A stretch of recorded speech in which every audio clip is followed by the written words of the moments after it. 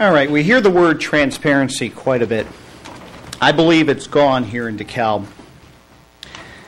I'll tell you what, if I were the individual who presented the City Council with that Transparency in Government Award when our previous mayor was mayor, I think I'd hightail it back to DeKalb and rip it up to pieces here, throw it in the shredder.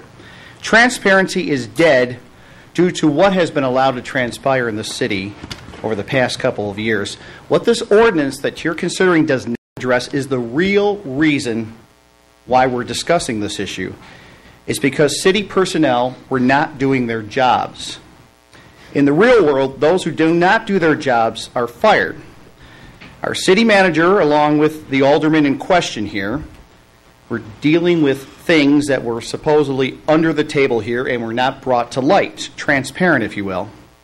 Mr. Biernacki said when he awarded the 6 bids in 2008 to a masonry company owned by Alderman Wogen, he did not consider it, quote-unquote, an issue worth making mention of.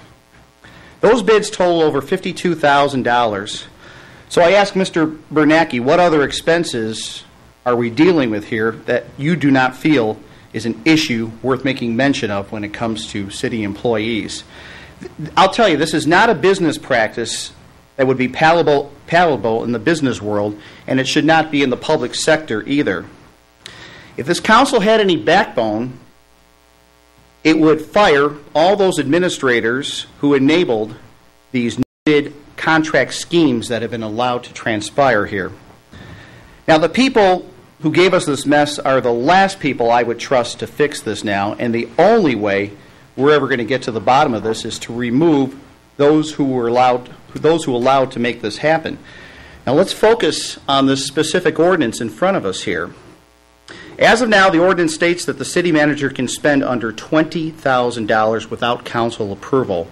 The ordinance, as written, says the city council shall authorize any purchase or contract obligating the city to an amount equal to or greater than $20,000.